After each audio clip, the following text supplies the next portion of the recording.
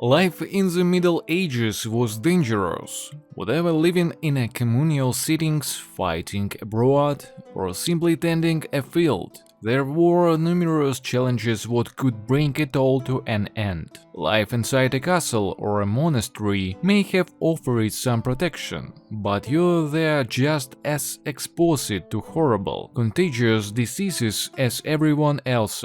As they developed, medieval cities were particularly susceptible to afflictions resulting from a lack of hygiene, poor sanitation, and overcrowding. Such poor hygiene practice certainly contributed to the spread of the Black Plague. Many diseases what affected people during the medieval period were similar to those of the ancient world of continued through the early modern period. Others have mysteriously reappeared today, hundreds of years later. Luckily, better understanding and medical technology have brought on cures, treatments and preventatives what make them far less devastating, with all of the potential risk to a person's health that existed in a medieval city. The Middle Ages may have been one of the most dangerous eras in history. Before we get started, be sure to subscribe to the Cherny History channel.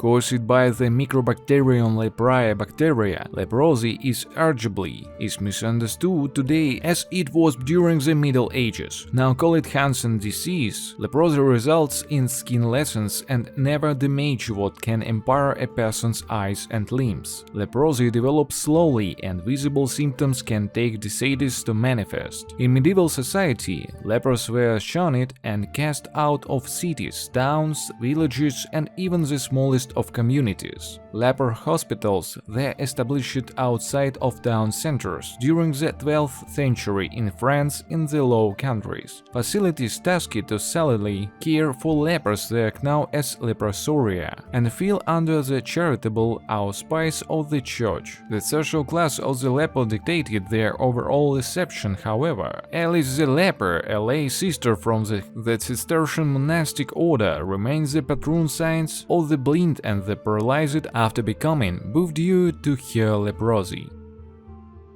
The Black Plague spread from Asia into Europe during the mid-13th century, resulting in millions of casualties in the process. No one was immune from the Black Plague, a general term for the three different types of plague caused by the Yersinia pestis bacteria, most commonly spread by infected fleas carried on cargo ships. The plague could manifest in bubonic, pneumonic, and septemic forms. The bubonic plague affected one's lymphatic system, causing swelling and discolorating of the areas around the lymph nodes, known as buboes. The pneumonic plague infiltrated the lungs, while the septemic plague resulted when the bacteria entered an individual's bloodstream. The pneumonic was the most dangerous and infectious, because it could be transmitted through airborne blood droplets. There were so many cadavers as many medieval towns and cities, what they reportedly filled every corner. Although the cemeteries were full, they were forced to dig huge trenches. There they buried the bodies by hundreds.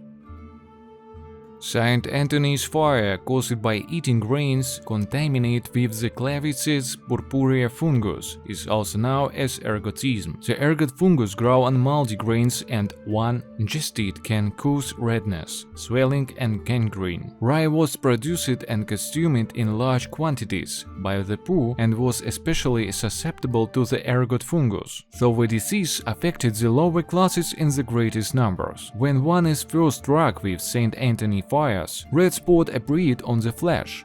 The initial burning some becomes excruciating as limbs swell. People often hallucinate, with some in the past believing they are in a fight with the devil. Sometimes people have convulsions, but as their extremities begin to rot, toes, fingers, ears, and even arms or legs can fall off. Largely associated with England, sweating sickness appeared several times from 1485 to the late 16th century. In 1485 alone, sweating sickness took the life of 15 hungry people in London. After the initial onslaught of the disease, it fought it until 1508 and repeated it again in 1517. The sweating sickness jumped to continental Europe and struck Flanders, Germany, Sweden and several other locations during the 1512s, before it reemerged in England for the last time in 1551. The initial symptoms of the sweating sickness, the sense of apprehension, followed by headache, pain in one's back and shoulders, and nausea. This was followed by excessive sweating, delirium and abdominal pain. The most severe symptoms lasted anywhere from 15 to 21 hours and accompanied extreme fatigue, which could result in a coma or loss of life. The sweating sickness mostly affected the upper class and could end the life of an adult in a matter of hours. During the outbreak of 1529, King Henry VIII saw fear getting the disease what he left in great haste and went a dozen miles off to hide from the affliction. Researchers have theorized what the sweating sickness was caused by typhus, influenza, botulism or the hantavirus, but no definitive source of the disease has been found. Call it the white plague, consumption or king's evil. During the Middle Age, symptoms of tuberculosis included a fever and persistent coughing what can result in experiencing white phlegm or blood. Then the lymph nodes in one's neck become enlarged. The disease is also called scrofula. Tuberculosis was believed to be contagious, but there were assertions that royalty could cure the disease with a simple touch. As early as the 11th century, King Edward the Confessor in England and Philip I in France conducted ceremonies to touch individuals suffering from scrofula, whose afflicted and touched received touch pieces or gold coin amulets signifying the event. Tuberculosis most afflicted poor town dwellers living in less than hygienic conditions.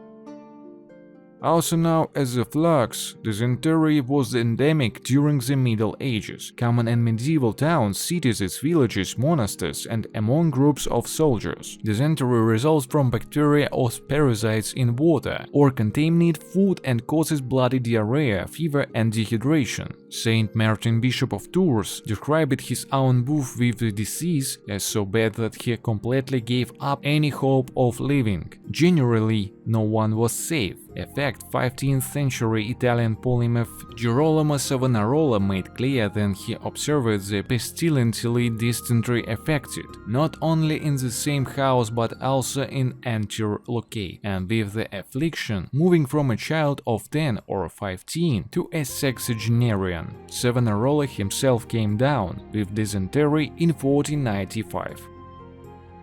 The origins of syphilis remain contested by the late 15th century. The disease had hit Europe. In 1495, French soldiers, they are said to have contracted the disease during the siege of Naples. There it may have been with rapid signs as early as 1429. Spanish physician and scholar Gaspar Torrella wrote about syphilis in the 1418s, describing the ulcers and swelling what could afflict one's genitals before all the pains, pustules and maladies appeared. He dedicated the work to Cesare Borgia, a Valencian military leader and statesman, because it was Borgia's affliction that brought the disease to light for the doctor. Borgia may have contracted syphilis from a sex worker he visited in 1497. There are theories that Borgia perished of the disease, and he certainly demonstrated physical symptoms described by a contemporary in 1504 as having a face what was ravaged and blotched.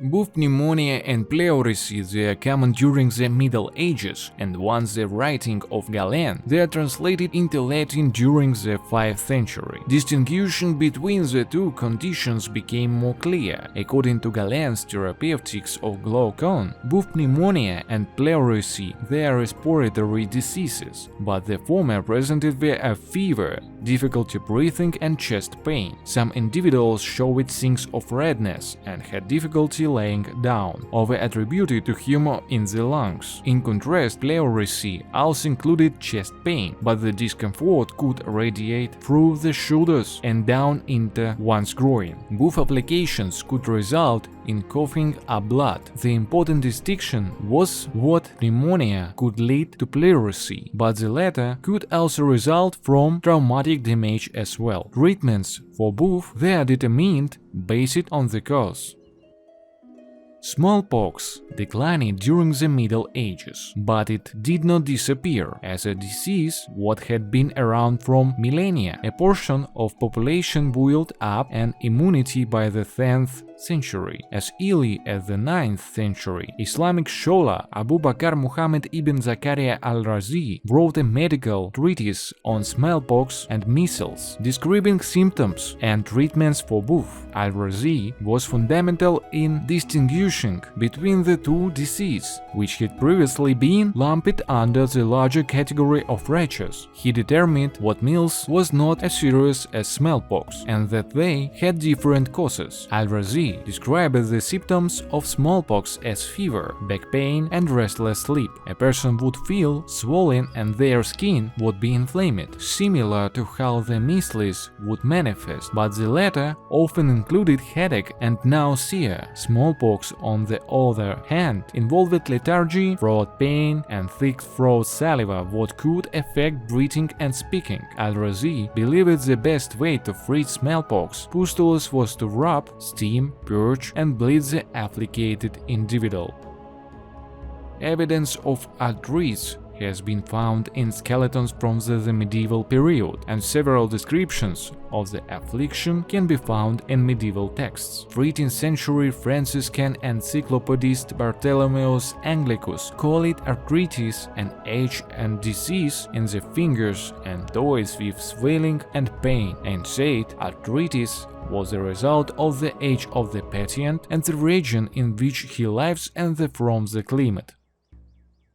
There were a lot of diseases what could shorten one's life during the Middle Ages, and infants and children they are particularly vulnerable. Whooping cough and diphtheria they are more prevalent in young populations, especially in towns and cities. In Scotland, the remains from one Aberdeen cemetery revealed 53% of the buried individuals there under the age of 6, while in Llanlato it was 58%.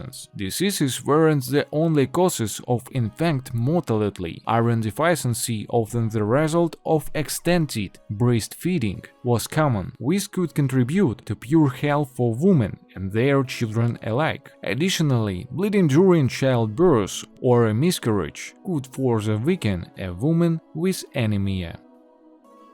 So, this is the Cherny History channel, and sorry for my English.